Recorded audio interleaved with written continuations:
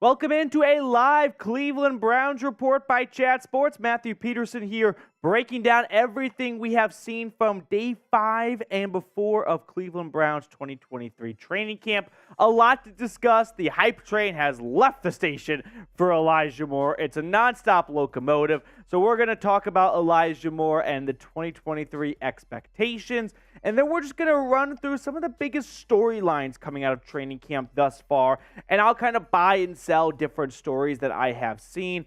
But before we get into all that, I just want to give everyone a chance to click on the video, file on in before we really get into the meat and potatoes of today's show. So shout out your city for me. Let me know in the chat. While you are typing that in the comments section, I do want to bring up the biggest story in the NFL right now, which is Joe Burrow, who went down with a non-contact injury. Just before we started going live, I looked and watched at the video. It's not good. Now, his head coach, Zach Taylor, said that it's a calf injury, so it's much better than what it looked like it could have been, which was an Achilles injury.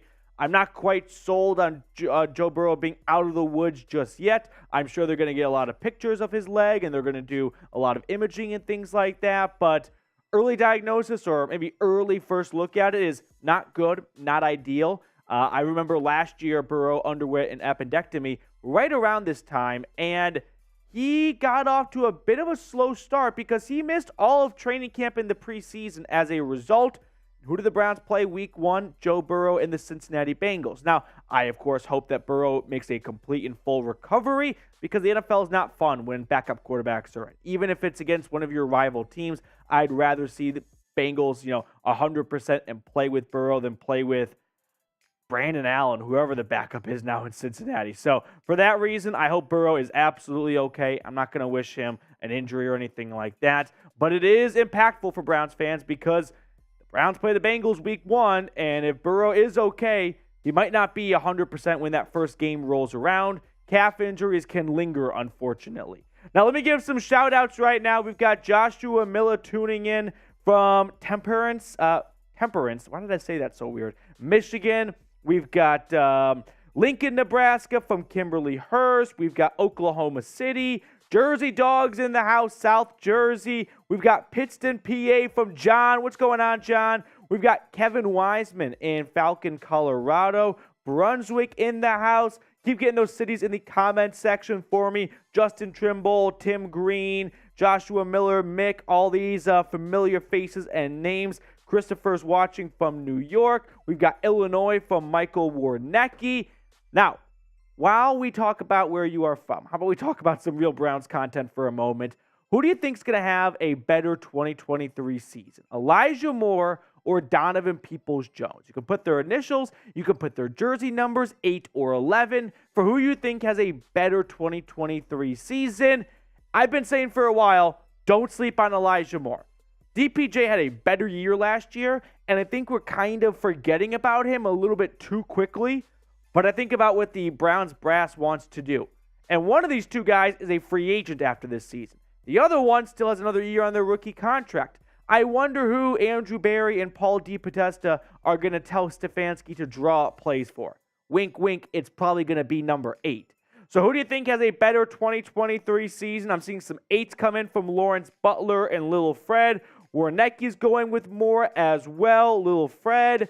Tim Green is stuck. Tim Green's down the middle. Cannot decide. And Tim, I feel you. Because I think people are forgetting about DPJ a little bit too quickly. But the Elijah Moore hype train, the highlights, everything coming out of training camp so far, it's been intoxicating. Right? It's one of the best things as fans we get to hold on to. Because in the training camp, outside like the Cardinals this year, every fan base feels like they have a chance. So training camp is no doubt one of the best stretches of the football year, because it's before people's hopes and dreams get crushed, which inevitably happens, and as Browns fans, we know that all too well. I've got Elijah Moore coming in from David. Mick is going to go with Elijah Moore as well. Little Fred saying DPJ is solid, but number 8 is elite. No cap at all.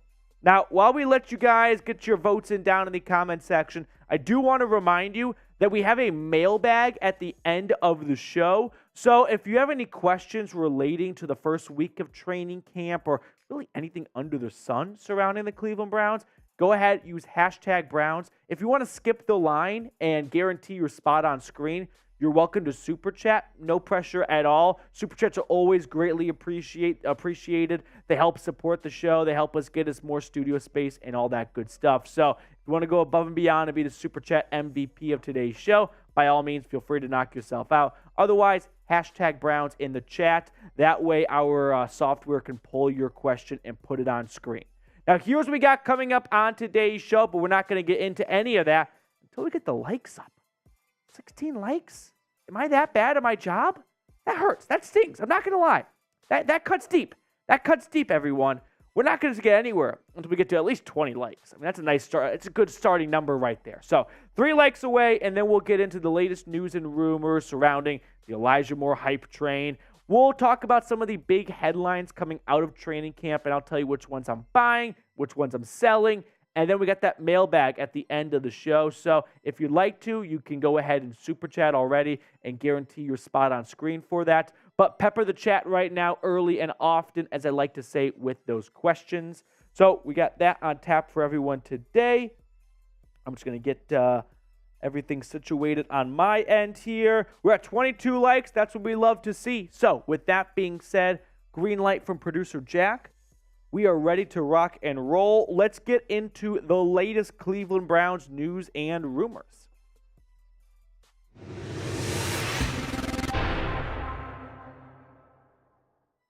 Coming up on today's show, we're going to recap the latest coming out of Browns training camp, some of the big storylines coming out of there, and we'll just kind of, comb over everything that you need to know. But before we get into that today, we will be live for the Browns-Jets NFL Hall of Fame game. So if you are looking for a watch party to join for the game, or you just want to be a part of a Browns community for a game, if you didn't do that last season, it's a lot of fun. So make sure you mark your calendars now, subscribe. That way you don't miss out. And we're going to have a blast during the NFL Hall of Fame game watching Zach Wilson play, which will be a notable quarterback at least.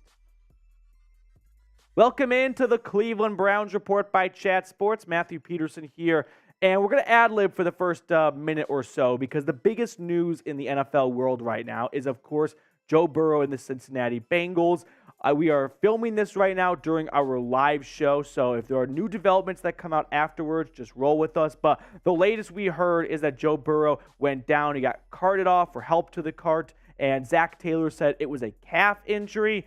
I watched the video of him taking the shotgun snap and rolling out to his right and then pulling up, and didn't look good. My first thought was, that looks like a signature Achilles injury. Fingers crossed that it's not, because I know that there are some sinister people out there that, see this as an opportunity for the Browns to pick up some ground in the division. Come on, don't do that. Don't be that guy, right? It's not fun watching backup quarterbacks play. Hope Joe Burrow is okay. Hope that we see him week 1. But the Browns do play the Bengals week 1. And if Joe Burrow does get sidelined for the rest of training camp and preseason, well, last year he missed all of training camp and preseason with an appendectomy, and he was a little bit slow to start the season, right? He didn't get off to a great start. So that could be something to watch for if he does miss the preseason training camp. But honestly, Joe, hope you're okay, and hopefully you are ready to roll for this season. Now, as for the first story, we're going to sink our teeth into the Elijah Moore hype. Is it real? Are we buying into it? I'm going to give it 3 Bernie heads. I'm going to give it 3 Bernie heads, not 4, and I'll tell you why later on. But yeah, I am buying into the Elijah Moore hype. It has been the biggest story, right? 4 to 8. 4 plus 8 usually equals 12. This year, it's going to equal 6. There's going to be a lot of touchdowns that come out of this connection. And through 1 week of training camp in West Virginia, all anyone could talk about is Elijah Moore. I mean, even the guy he lines up against at practice is talking about number 8. Here's what cornerback Greg Newsome said. I'm just going to tell the NFL to better watch out for him. He's one of the best that I've honestly been against. I'm not just saying it because he's on my team, but I had the pleasure of guarding him every single day in OTAs and now. He's a great route runner. He has speed, so I'm definitely super excited for him. I've been thinking about what Elijah Moore's role in this offense could look like, and I go back to what Will Fuller did for the Houston Texans back in 2020 when Deshaun Watson was the NFL passing leader. He only played 11 games. That was the kiss of death for Will Fuller, a lack of availability. But in those 11 games, he put up 879 yards and 8 touchdowns.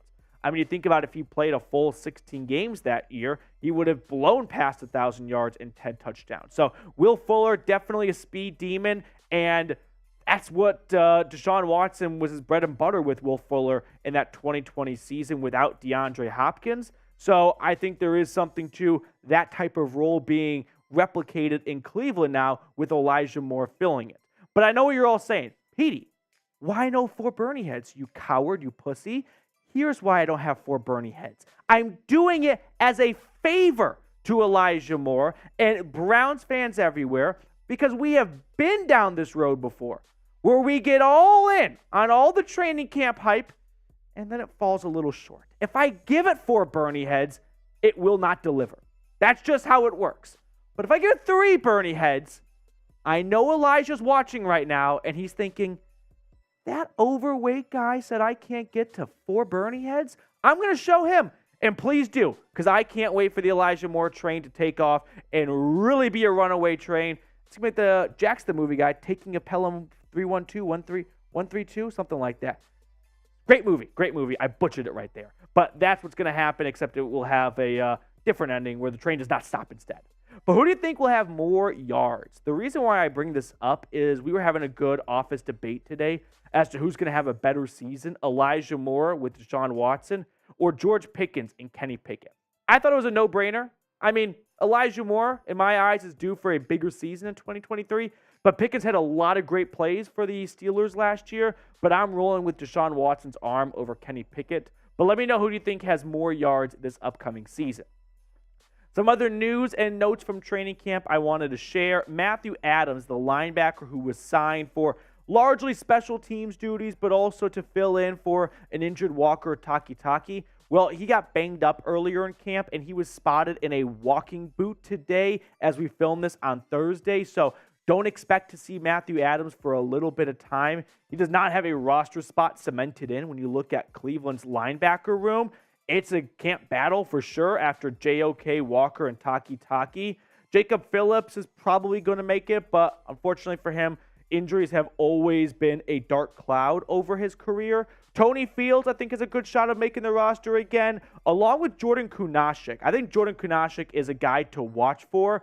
With Matthew Adams out, I think Kunaszyk could be someone that slides right in. So if you're looking for a sleeper to watch, I'm going to go with Jordan Kunaszyk. Last season with the Browns, with those stats on screen, 22 tackles, 0 sacks, but he really came on as of late, and he filled in nicely, I thought, down the stretch. So Kunaszyk is someone that, one, it's a fun name to say, Kunaszyk. Once you figure it out, you're like, that's a middle linebacker name if I've ever seen one. That just screams Midwest, Northeast Ohio. So yeah, pencil me in for a believer in Jordan Kunaszyk, kind of turning some heads throughout training camp and sneaking onto this 53-man roster. Before we get to the rest of our programming today, I saw this deal on Fanatics, and you guys know I love to hunt for good deals, and it's the same Nick Chubb jersey I got, except the difference is this was a Christmas gift that was given at cost at full price.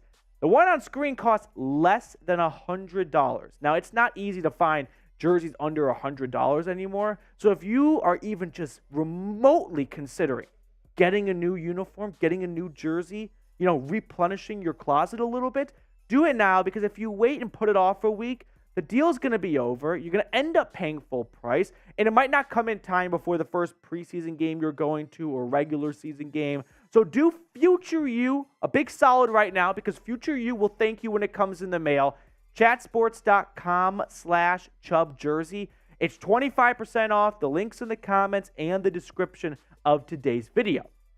Some other standouts from camp so far. Martin Emerson. I just want to get his name in the airwaves because he has been a big star so far in training camp, which, hey, the intention has been on the offense, but the defense has picked up its fair share of wins as well. They had a good 4th day of camp, and Martin Emerson had a quote-unquote pick 6 against Deshaun Watson. I mean, the pick 6 is just him, jumping a route, kind of like Malcolm Butler in the Super Bowl, and then just running to the other end zone with the rest of the defense.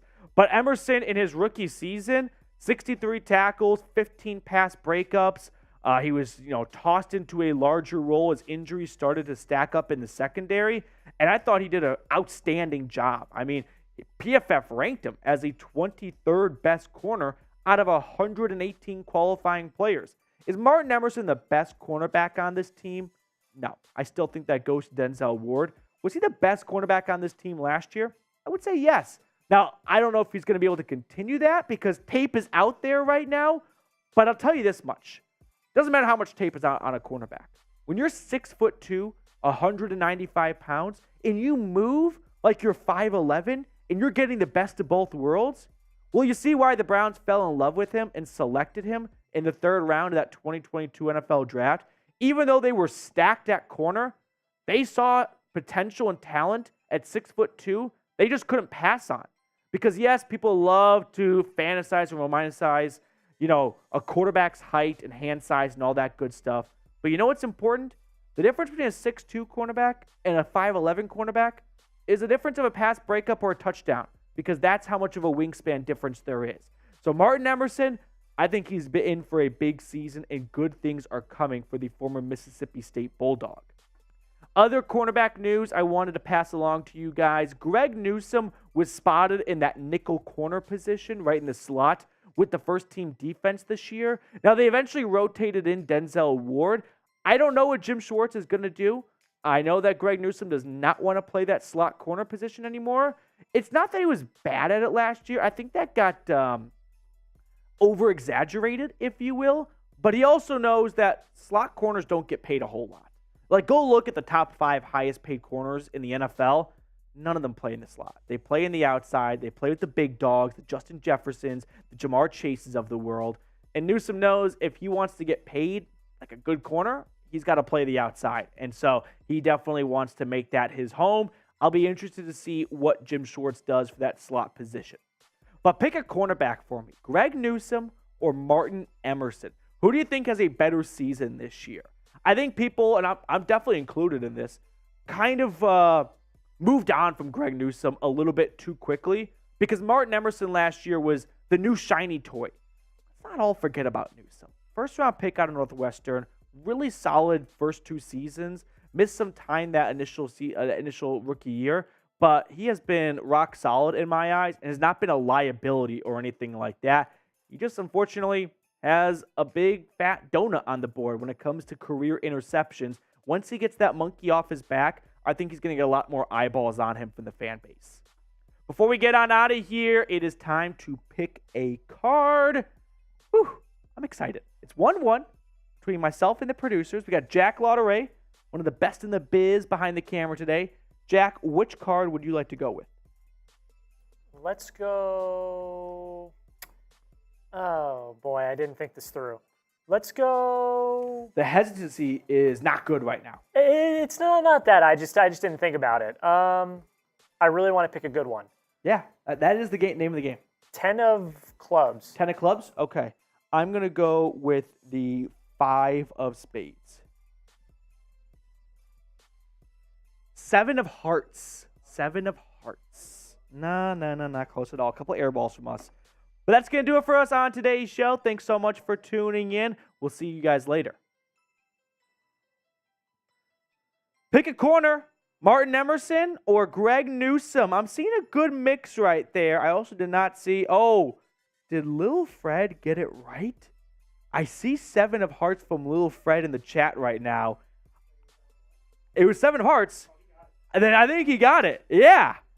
Oh, boy. Lil Fred. Clap it up for you. I'm telling you, picking the card right, it's just one of the things that you think about when your head hits the pillow at night. So, Lil Fred, shout out to you, man. I got that one petty, LOL. We got some zeros coming in, some 23s for Mr. Martin Emerson. The room seems kind of split on it. So, I'm ultimately, if I had to pick a corner, call me a prisoner of the moment. I'm going to go with Martin Emerson. It's not a knock against Greg Newsome.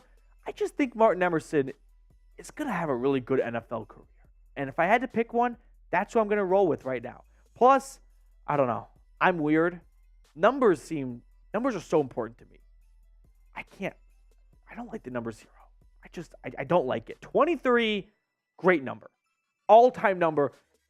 You could be 23 in any sport, right? LeBron, Jordan, 23, they nailed it. NFL, so many great players can wear 23. Baseball, you can wear 23. Really any position, I feel like, too. Baseball's kind of a weird one. NHL, you can rock a 23. That's going to be a fast winger. He's going to go from blue line to blue line. So with that being said, we do have a mailbag coming up, by the way, at the end of the show. Get those questions in now, #Browns, or if you want to super chat, we're looking for our first super chat of the day. So if you enjoy the free content we provide here, no pressure at all, but super chats are always greatly appreciated. So if you've got some burning question you want answered, well, if you super chat, we will guarantee it goes on screen. Okay, so with that being said, I think we are ready to roll. Jack Attack? Okay. Then let's get ourselves situated, and here we go. Let's talk about training camp storylines that I'm buying versus selling. Week 1 of Browns training camp is pretty much in the books. So on today's show, I'm going to run through some of the biggest storylines that I've seen. I'm going to buy some, and I'm going to sell some. So today's show, by the way, was filmed during our live show every Thursday, 5 o'clock Eastern. So if anything I say gets dated, just bear with me. But the first story that I am buying is Deshaun Watson is back. I mean, he has looked the part all spring and now into training camp. The accuracy is there. The guy that led the NFL in passing looks to be there. It's only training camp. The pads are just coming on now for camp.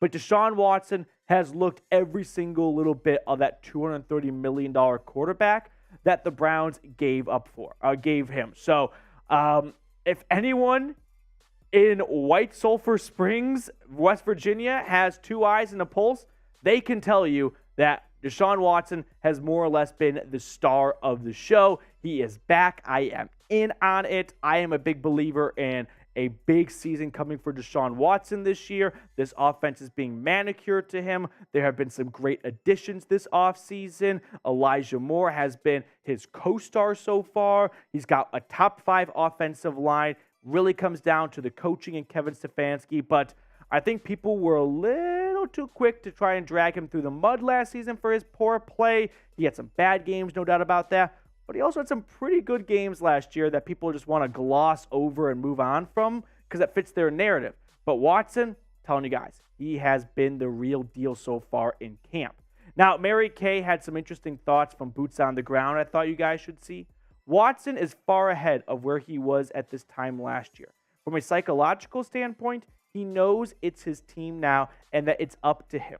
He's playing with confidence and directing traffic at the line of scrimmage with all the shifting and motion. I'll continue to say it. I'll continue to beat this dead horse. I am not just drinking the Watson 2023 Kool-Aid. I am the brewmaster. I am the annoying guy in the friend group that goes, you know what's more fun than a bar? Let's go to a brewery where we can watch them make our beer. I'm that guy for the Deshaun Watson hype train in 2023. Now, I really hate doing this next part, but everyone loves to see it because we're all fiends for it, if we're being honest. Some Deshaun Watson projected stats for 2023. Completion percentage around 67. 4,200 yards, 29 touchdowns, and 10 interceptions. Yeah, these numbers mean absolutely nothing. I always wonder how fantasy football websites put out projected stats. I mean, they're just throwing shit at the wall. But I am all in on Deshaun Watson. Now, before we get on to the rest of today's show, I kind of want to bring up this question and get honest feedback. Better quarterback this year, Deshaun Watson or Kirk Cousins? I was a long-time Kirk Cousins, drag him through the mud. Primetime Kirk Cousins sucks. But I don't know. I thought last year he actually played better than what people gave him credit for. So who do you think has a better season, Deshaun Watson or Kirk Cousins? Second item on today's agenda. I am selling that Anthony Schwartz has a window to make this roster. Anthony Schwartz, if you look back at his career stats, it's not been good. We all know this. I hate to bring it up. 10 has been the butt end of a lot of jokes. 186 yards, 1 touchdown in that Packers game. He had a rushing touchdown last year before he ended the year on IR with a concussion. Listen, unless the wide receiver injuries really start to pile up, I just don't see Anthony Schwartz making this roster. Now, I know that the big argument has been, well, if Marquise Goodwin misses time, the Browns are going to need another speedy receiver. Browns need a good receiver. Is Anthony Schwartz a good receiver? I think we can say through 2 years of his NFL career now, we have a pretty good idea of who Anthony Schwartz is. And that's a track star with pads on. I'm sorry, but that's the truth. So no, I don't see Anthony Schwartz sneaking onto this roster just because they have a need for speed. No, they can go to Jalen Darden. Dalen Baldwin has been better than Anthony Schwartz, for crying out loud. I'm passing on this. Now, what I'm not passing on is the awesome deal I'm about to share with you guys, and that is ZBiotics. Today's Cleveland Browns report is sponsored by ZBiotics. Let's face it, after you guys hit me with a bunch of super chats, I do not always bounce back well the next day. But that is until I found ZBiotics. ZBiotics pre-alcohol probiotic is the world's first genetically engineered probiotic. It was invented by PhD scientists to tackle rough mornings after drinking. Here's how it works. When you drink, alcohol gets converted into a toxic byproduct in the gut. It's this byproduct, not dehydration, that's to blame for your rough next day. ZBiotics produces an enzyme to break this byproduct down. It's designed to work like your liver, but in your gut where you need it most. Drink ZBiotics before drinking alcohol, drink responsibly, and get a good night's sleep to feel your best tomorrow. Now, I want to show you guys the product itself because you can see it's not some ginormous package. It's actually pretty light and slim, which makes it really easy to travel with. They come in 6 bottles, so if you've got a bachelor or bachelorette party coming up, this is an awesome tool to have. It's the ultimate favor for that party. Go to zbiotics.com/chatsports or scan the QR code on the screen right now to get 15% off your first order when you use code CHATSPORTS at checkout. You can also sign up for a subscription as well, so you can stay prepared no matter the time or occasion. ZBiotics is backed with a 100% money-back guarantee, so if you are ever unsatisfied for any reason, they'll refund your money, no questions asked. That's zbiotics.com/chatsports and use the code CHATSPORTS at checkout for 15% off. All that information is down in the comments and the description of today's video. Thank you, ZBiotics. Third story on the agenda. I am buying that Elijah Moore is legit. This was a trade that I've been excited about since the moment it was made back in, March? And it has only gotten better and better since then.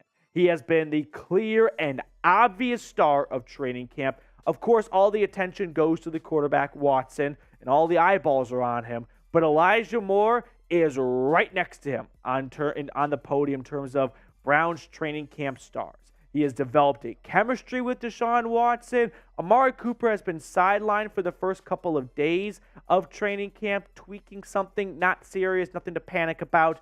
But Elijah Moore, no doubt, has ran with the opportunity to get more runs with Deshaun Watson as that go-to target.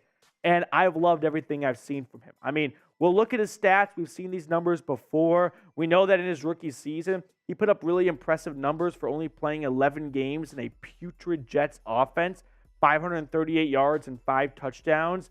He looks like he is in for a huge season. Similar to the Deshaun Watson projected stats, I hate doing this, but everyone loves to see it, so I'll take one for the team. 70 grabs for 1,000 yards and 8 touchdowns. I think Elijah Moore is in for one hell of a season. So, yeah, don't just pencil me down. Mark me down. Get a Sharpie out. And not even like the thin Sharpie, the big fat Sharpie, too, as a Moore believer for 2023. I think he's going to have a fantastic season. I'm very excited to see how he performs in this offense. The Browns have been creative in terms of lining him up. He's been an outside receiver. He's been in the slot. They've even tossed him into the backfield every once in a blue moon. So, yeah, very excited for what Elijah Moore can do this year. Now, having said all that, I do think people are being a bit too quick to kind of move on and forget about DPJ. Guy put up over 800 yards last year in this offense, and that was a run-first offense with a quarterback change 2/3 of the way through the season. So I wouldn't just rule out DPJ like that, but I think better season, it's going to go to Elijah Moore. Next topic for discussion. I'm going to sell the idea of Jordan Akins is going to have a better year than David Njoku. Jordan Akins has been very good at training camp so far. That's not to take away from him, but I'm still going to stick by David Njoku. Here's what Mary Kay had to say about this.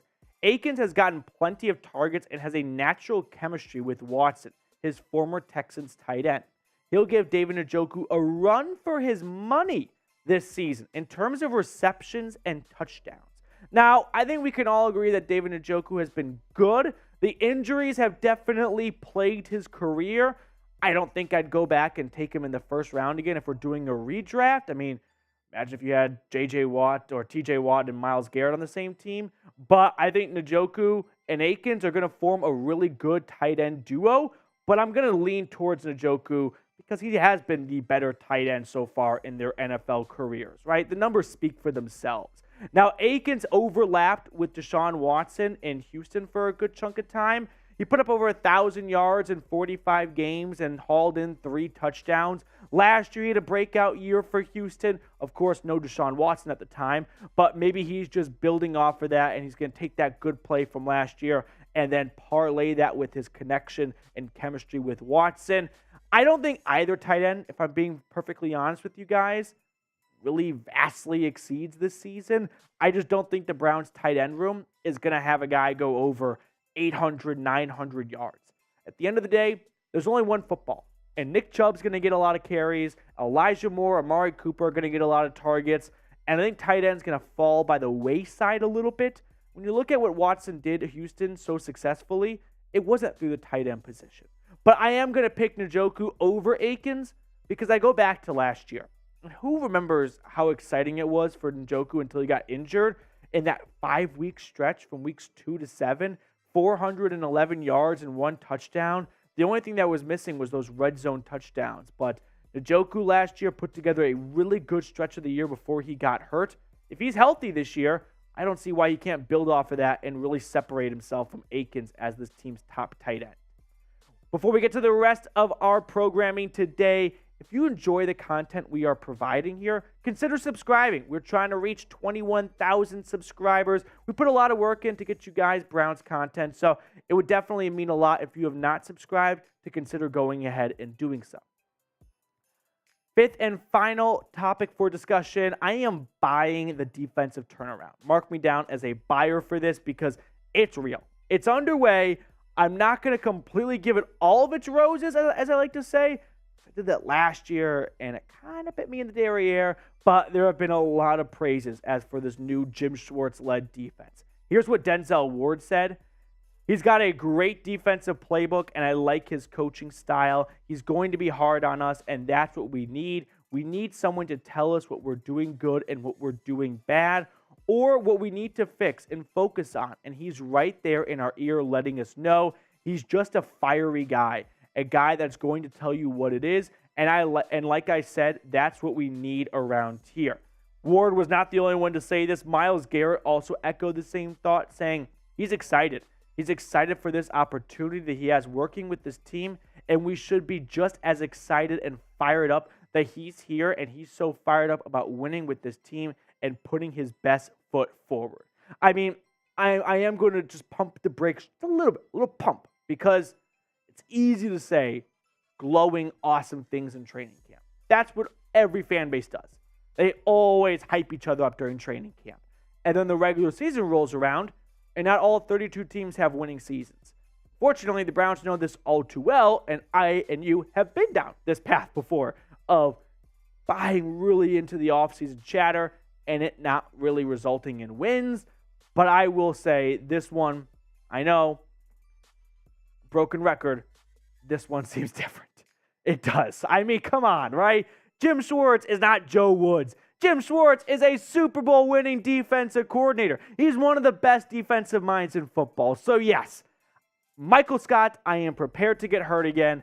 I am ready to jump in on this season and on this team and know that we have been down this road before.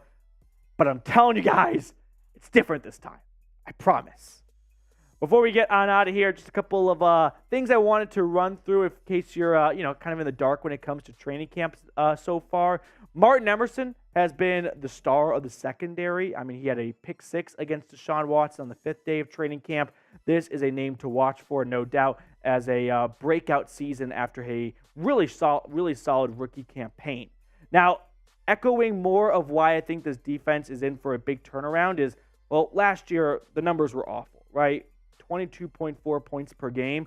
That's not downright bad. I mean, that's 20th in the league, but 20th in the league that has Myles Garrett, Denzel Ward. I mean, so many great pieces on this defense, and they fell flat on their face. And I think a big part for a turnaround has to be with the Warden.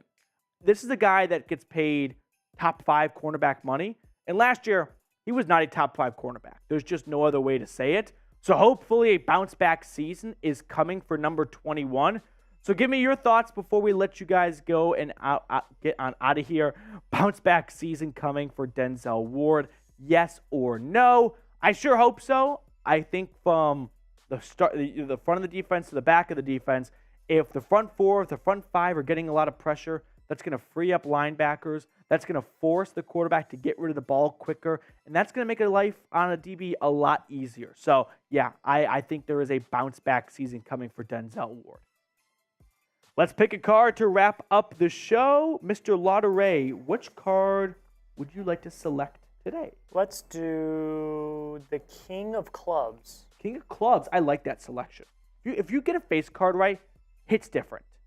I'm going to go with the 9 of Diamonds. 10 of Hearts. 10 of Hearts. 10 of Hearts. That's a bummer. Yeah, Hearts is the least drawn suit in the deck, actually. Some fun off-season mode, pick a card stats right there. But that's going to do it for us on today's show. We will sign off and catch up with everyone later.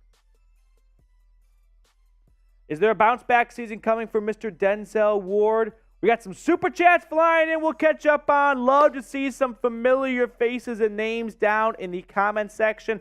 I don't see a 10 of Hearts. Joshua Miller went with a 6 of Hearts. Tim Green said Queen of Hearts. We had a Queen of Diamonds come in, but no 10 of Hearts, unfortunately. So shout out to Little Fred for being the only winner so far today. Joshua Miller next up. Emerson jersey. Oh, I see what he did there. He had a Cade York jersey, like the exact same photo, essentially. But yeah, happy belated birthday. I know that was this past Sunday. So Josh, happy belated birthday to you. Love the Martin Emerson jersey. I'm telling you. If someone spots you wearing a Martin Emerson jersey, their jaw hits the floor. And they're like, that might be Martin Emerson. Because there's just not enough people out there wearing second-tier jerseys. I say that as I wear a first-tier jersey. It was a Christmas present. I had no say in the matter. I love my jersey. Don't get me wrong. But again, second-tier jerseys, they just hit different. You know it when you see it. We got a super chat coming in from Max. What's going on? Petey, do you believe Goodwin is better off sitting out an extra week or two after being cleared to play so as to not risk another injury? It's always easy for us fans to say, like, shut it down for an extra week. Like, an extra couple of days, you'll be back to 100. I don't think that's always the case. A lot of times, it takes a few months to get back to 100. So, sitting for an extra week might not really make much of a difference. This is a very serious issue, right? Blood clots are not a knee sprain or something like that. If this is something that could, ultimately be an issue for his heart later down in his life, if, playing sports and, putting that much stress on your body is going to be an issue for your heart, that's the last thing you want to play with. I have no idea, though. I'm not a cardiologist. I'm not his doctor. If he is okay to play, then he should play. I don't see why sitting an extra week is going to make a world of difference, but hopefully Marquise Goodwin will be able to return at some point. It kind of feels like he might be able to return just because there's some optimism surrounding the situation, but who knows? These things can change. Max, thanks so much for the super chat, though. Really appreciate you. Mac Predalis, what's going on, dude? My girlfriend Jerica said if you gave her a shout out on a live, she would finally subscribe. Everyone, spam Jerica down in the comment section below. Here we go, Jerica. Here we go. Woof, woof. Jerica, thank you so much for now subscribing to the show. Really appreciate your boyfriend's unwavering support of the channel. You got a good man in Mac Predalis, so lock him up. Lock it up. Or you lock it up. We got the Soul Train rebranded, super chatting in. Go Browns. Love it, Soul Train. Go Browns indeed. Here we go, Brownies. Here we go. Woof, woof.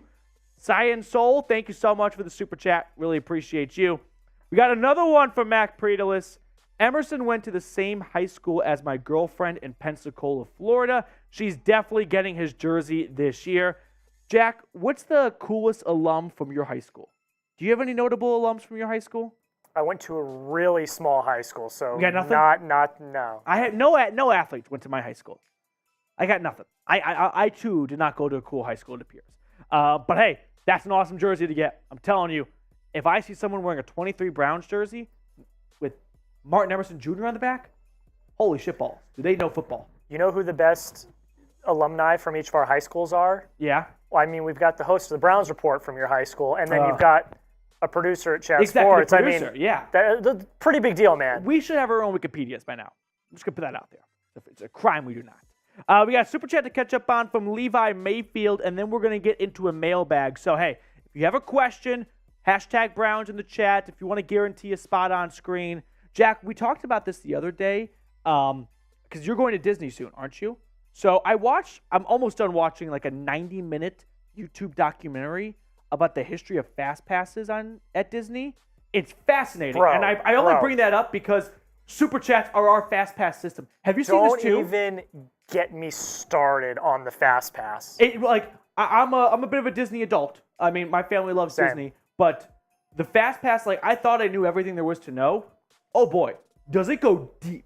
Bro, the fast passes back in the day were so much better than they are now. No doubt. Because you could just like stack them and stack them and stack them and it didn't matter. Mm-hmm. But now it's like certain times and the clock is ticking. Bro, I could get into a whole thing about fast passes. Levi Mayfield, AFC champions, Cleveland Browns. I mean, it does sound crazy to say that out loud, to actually think the Browns win in the AFC. But also, I don't know. I just think about we could put up Maxes. But okay. As I was saying, no one saw the Bengals making the Super Bowl, right? No one saw the 49ers after being one of the worst teams in football the year before making the Super Bowl. So there are a lot of teams that kind of come out of nowhere and go on a deep postseason run. Why can't that be the Browns? They've got the talent to match it. All right. Max, producer Jack has warned me about the super chat, so I'm a little nervous right now. Let's throw it on screen. All right, I'll read it first. General sports question: why is it? We're not going to get kicked off of YouTube. Push it across. General sports question: why is it acceptable to spank a teammate on the gluteus maximus? You guys know what that is. Yet not okay at work. Is this a double standard? I'm not in HR, so I really am not the person to answer for that. But yeah, there is something to a societal norm of at sports, you can do a little slap on the ass, right? A little bit of slap bash. Shout out to Key and Peele. Don't do that at work because that's going to get you a meeting with HR, and that's probably not going to go well. So Max, I don't have an answer for you, but all I can tell you is don't do it. Just don't do it. Joshua Miller, should we change the channel to the PD Pound? You know, one of my pet peeves have always actually been like the Adam Schefter podcast. I don't know if he just couldn't think of anything more, interesting, but I've always found that when people name the show just after them and just leave it at that, it's a little bit self-absorbed. Yeah, the Rich Eisen show, it's like, yeah, I see, like, you've got to that level where people just recognize your name and they trust you and you are, someone they can rely on to get accurate information from, but I don't like naming things after yourself. You know what I mean? To go up there, like, to be Adam Schefter and go, welcome into the Adam Schefter podcast, I don't know. I feel like it's a little full of yourself. So I would never want to rename the show after myself. It doesn't matter how big of a show it becomes or anything like that. I like the name as it is right now. But Josh, I do appreciate the very kind words because I definitely do take pride in the work I put in here to get you guys the best content as possible. So we have some questions to answer. Mr. Jack, are we ready to roll? We got Sam Brown hopping in. What's going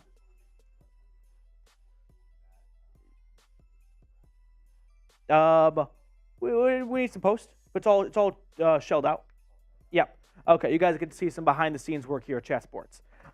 We need questions. Holy cow, we need questions. So get those questions in, #Browns. We got some super chats. We'll kind of recap throughout the mailbag as well. That way you guys get your money's worth and your airtime. But get those questions in.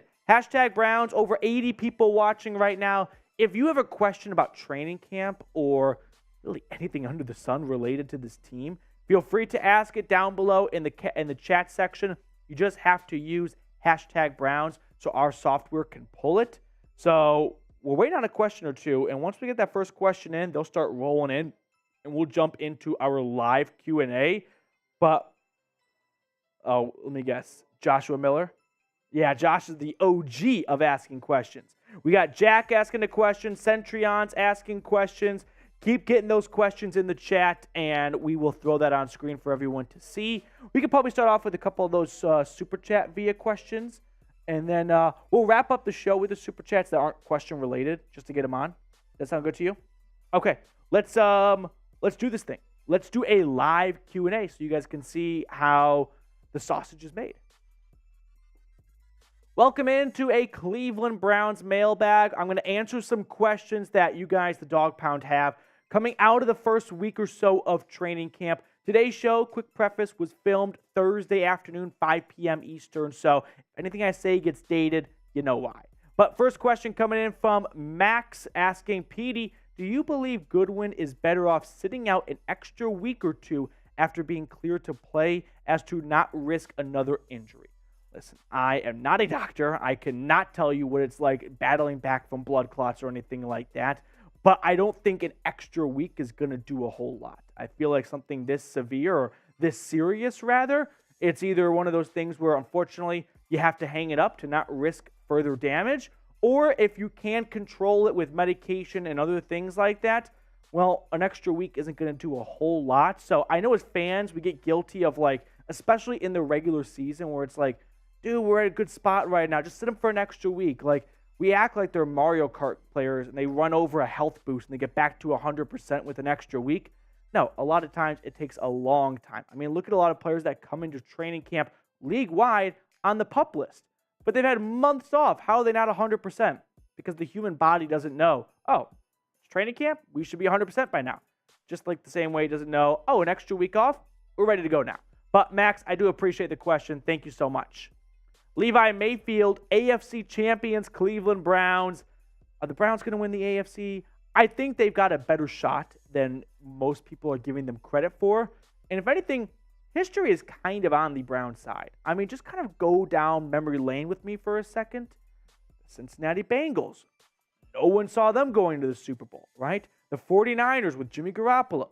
No one saw them going to the Super Bowl. There have been a lot of teams that, like the Philadelphia Eagles, they made the playoffs the season prior 9-8, and they got embarrassed in Tampa Bay. But be honest, how many people actually picked the Eagles to go to the Super Bowl? They had a very talented roster. So did the Browns. Now, it's a little bit different because it feels like the football gods will always be against the Cleveland Browns. But if the football gods take a season off, there's no reason why a Deshaun Watson, Myles Garrett, Nick Chubb, and Amari Cooper-led team can't go the distance. Levi, shout out to you. Thank you for the super chat. BB Browns fan, could Watson have a dramatic turnaround like Michael Vick did?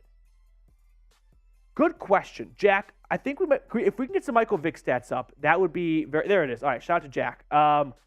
So Michael Vick, as we all know, has a bit of a checkered past, and we don't need to get into all that. But he was out of the league, I want to say, for 2, 3, 4 seasons. I mean, he missed a lot of time, and that first year back with the Philadelphia Eagles, when he took over midseason, I still remember that like Monday Night Football game against the Washington, dare I say, Redskins, and he torched them, right? And throughout that season, 11 games, he won 8 of those games, I want to say, and he threw for 3,000 yards, and he accumulated 30 touchdowns between the air and the ground, rushed for 676 yards, tossed 6 interceptions. So the argument or the history point we could point to is, hey, Michael Vick was out of the game for a long time, and he bounced back well. Can Deshaun Watson do the same after 4 great seasons in Houston, and then, what was it, 700 days off, something like that? yeah, last year didn't have a lot of great games, but it definitely had some very good moments that the national media doesn't want to touch on because it doesn't fit their narrative. But I think that it might not be apples to apples like Vic, because Vic did it his first season back. But I do think that Deshaun Watson could have a really good season and shake all the cobwebs off from last year. But speaking of quarterbacks, kind of an off-the-wall question I want to toss your way. It's also the pinned comment, so scroll on down. If YouTube sticks an ad break right around now, give me your thoughts. What's a Browns quarterback you wanted to work out the most? Meaning someone that you just had somewhat of a personal attachment to, and you really wanted him to succeed, and it just didn't happen for whatever reason. You know, Baker would have been great because first overall pick, you nail it. It's awesome. Ultimately, I believe the Browns made the right decision. Look where Deshaun Watson's going, and look where Baker Mayfield's going. I think if we could redo it again, I wouldn't do anything different. So let me know which quarterback that you wish worked out a little bit better than it ultimately did. Lil Beam, next one up on the show. How should the Browns play the QBs in the Hall of Fame game? Deshaun Watson does not get dressed for the Hall of Fame. Well, he could get dressed, but there's no pads. I think you have Josh Dobbs. I don't even think Josh Dobbs plays. Yeah, I wouldn't play Josh Dobbs. I'd play Kellen Mond for the first half and DTR for the second half. I wouldn't even risk Josh Dobbs. He's a $2 million quarterback. You guaranteed $2 million for him to be your backup quarterback. I wouldn't even play Dobbs. I would just play Kellen Mond and DTR so they can get some real actual football reps because they need it. Because Kellen Mond needs it. I don't think he's making this roster, so he needs to put out good tape so that other teams looking for a different backup quarterback can draw back to that Hall of Fame game. Jack Caddy, what's going on, dude? What will the Bengals record if Joe Burrow is out for the season? Well, depending on when you're watching this, we could have a definitive answer to this. But as I film this right now, Thursday afternoon, I don't know. What I know at the time is that he suffered a calf strain, according to head coach Zach Taylor. But maybe that changes over the next 2 to 3 days. If Joe Burrow is out for the season, and I hope that's not the case, I want every starting quarterback to play all 17 games because football is better with starting quarterbacks. Let's be honest. But without him, it could be like a 3 or 4 win season. I mean, they got some talent. They got 2 great wide receivers. They got a good defense. But without a quarterback, you can only go so far. So I think the Bengals could be like a 4-win team. But let's hope that's not the case. I want to see Burrow and the Bengals suit up week 1 against the Browns, and specifically, of course, Joe Burrow play. Joshua Miller, next one up on the show. 11-6, but a first-round playoff exit. Would that be considered a successful season? Getting into some deep hypotheticals here. I would say yes. You won 11 games. You went to the postseason. Yes, you came up short. I'm not sure in this hypothetical if you're on the road as a wild card team or you won the AFC North and you lost at home. But if I tell you right now the Browns are winning 11 games, yeah, I'm going to chalk that up as a success. This is not a Super Bowl or bust window. It's like that for the Jets, though, right? There's differences. Aaron Rodgers is pushing 40. Deshaun Watson is not down in the last year or 2 of his NFL career. So the goal is to have Watson for the next decade. It doesn't all ride on this year. You definitely put your chips into the middle of the table with guys like Zadarius Smith and Amari Cooper, some veterans you acquired. But as for it being unsuccessful if you don't get past the first round, it'll be a bummer. But I don't think it's a bust of a year if you don't get past round 1. It'll be a stinger, no doubt about it, if you win 11 games and you don't go further than 1 round of the playoffs. But I would say, yes, that would be a successful season. Now, if you have not subscribed, I ask you to go ahead and do so because we're going to give you guys Browns news and rumors content all year long. So if you are looking for a one-stop shop for your Cleveland Browns, there's a lot of places to get great Browns content. You don't have to remove them. Just add us to your mix. Click that sub button down below. Mac Predalist, next one up on the show. Possible Martin Emerson Pro Bowl season. I think so. Martin Emerson, we can throw up some of his stats from last year. He had some really good numbers as a rookie, and he was kind of tossed into the fire, and it was a sink or swim moment. And I think he swam. I think he swam. I was about to say sank, but that was bad. He swam. He swam very well. 1 tackle for loss, 15 pass breakups, no interceptions. He had that pick 6 against the Jags in the preseason. But Martin Emerson, I don't know if I'll go all the way to say he'll be a Pro Bowl cornerback this year, but I do think he's going to be someone that might be a Pro Bowl snub. Can I give you that, Mac? Pro Bowl snub. Mark me down as a Pro Bowl snub, but at the end of the day, Pro Bowl's a joke. Come on. I mean, like Tyler Huntley was in the Pro Bowl last year, and oddly enough, he was one of the better players at the Pro Bowl last year. But yeah, whether or not he's there, I mean, Myles Garrett says he's never going back to the Pro Bowl after that toe injury, so I'm not going to lose a whole lot of sleep over Pro Bowl. It's a good piece of recognition that your peers respect what you do, and the media, has noticed it. But the Pro Bowl is just not what it once was. We got a $20 super chat in our live show right now from XX Epic Jet. With Justin Herbert getting $218 million guaranteed and Joe Burrow still yet to be paid, does Deshaun Watson's guaranteed contract look better? I also can't wait to be at the Hall of Fame parade and game. Also, keep up the good work, Petey. Epic Jet, thank you for the kind words. To answer your question, though, with Justin Herbert getting $218 million guaranteed, does Watson's contract look better? He's the 7th highest paid quarterback on average now, 6th. I think he's 7th. So, yeah, this is how the market works, right? It's constantly one-upping each other. And the fact that you're paying Deshaun Watson $46 million a season and Daniel Jones is getting $40 million a season, I think the Browns feel pretty good about it. The real kicker is, if it does not work out with Watson, there is no moving on. I mean, when it's all guaranteed, you got to pay the piper. That dead cap hit will be a big number if you do move on from him before those 5 years are up. But I wasn't too concerned about the contract at the time because I believe Watson can be a very good quarterback in the NFL. So to me, you're going to pay him $230 million anyway, because whether or not it was all guaranteed, I didn't see them moving on from him in the first place. So for that reason, I guess it does look a little bit better. But Joe Burrow and the Bengals, it'll be interesting to see what kind of deal they work out. Levi Mayfield, Cade York bounce back. This is Bubba Ventrone's biggest project this offseason and now this training camp. He has to make Cade York an NFL kicker. Cade York, unfortunately, peaked last year in week 1. Probably not when you want anyone to peak, but he missed some very timely kicks and whatnot. The Chargers game comes to mind. He had some bad misses against the Bills, too, if I recall. He was bad at home. So he's got to figure out how to kick by the lake. It's a challenge, but he's got a huge leg. Coming out of LSU, that's what Andrew Berry identified in round 4 of the draft. So is he going to bounce back?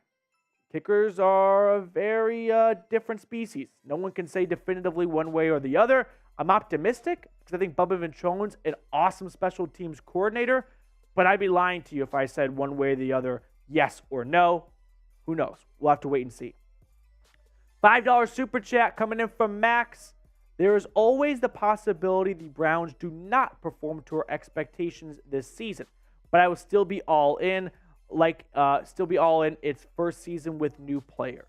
Yeah, I was thinking the other day about how we're kind of acting like this is sort of the last year the NFL's in existence. Like there's going to be a 2024 season. Regardless of how 2023 goes, there will be a 2024, a 2025, and you still have some core pieces that are going to be a part of those seasons, right? Deshaun Watson and Myles Garrett, quarterback and edge rusher, the two most coveted positions in the NFL. Just go look and see who gets drafted the earliest and who gets paid the most. It's those two spots. As long as you have those two spots nailed down, you can rearrange the other spots and tread water or be competitive. So as long as those two guys are on the roster and competing at a high level, I think the Browns are going to be competitors. Before we get on out of here, let's pick a card to wrap up the show. Producer Jack, which card do you want to go with? I'll let you go first this time. Oh, curveball my way. I will go with the 10 of diamonds.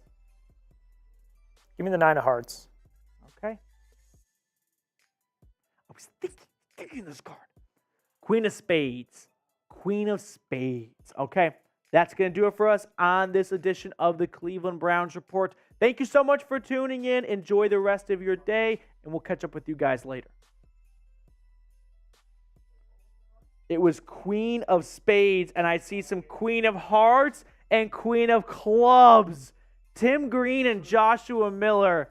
That's like Gordon Hayward in the national championship. I mean, just off the back iron. Hate to see it. Centrion, we had a question from him I thought was interesting. We'll toss it out now. Yeah, it's okay. Centrion, we'll throw that question on screen. There it is. Could we have a behind-the-scenes episode if a certain subscriber milestone is reached? I don't see why not. I mean, this is not Los Alamos. It's not top-secret stuff we're doing here. So, yeah, I definitely think that was a good Oppenheimer reference. Great movie if you have not seen it. But, I mean, basically, like, I don't know. The way this all comes together is we come in the morning, I start writing a script, not of what I'm going to say, but like the graphics that come on screen and the topics we're going to discuss.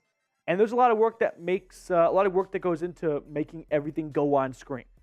Producer Jack Lauderay does a lot of work behind the scenes that doesn't get recognized, but it's very much there. And then, honestly, if you want to know what really goes into it, how about the thumbnail? That does not take just 2 minutes of time. Thumbnail is definitely something that I think your YouTube viewer doesn't realize. The YouTube creator puts a lot of time in, and it really helps sink or swim the video. So that's kind of a behind the scenes right there. But you know what? We're at 20,000 subscribers. Centrion, you pick a subscriber milestone. Don't do something like 20,400. Like, give an actual milestone, 1,000 milestone. And if we reach it, we'll really, pull back the curtains and give you guys a good look at how, I like to say, the sausage is made. We got Tim Green saying that would be cool. Let's go to work with Matt. I leave. Okay, really going to dive into this. Yeah, well, so I live about 30 minutes away from the office. Trying to get into better shape, so I walk to work most days.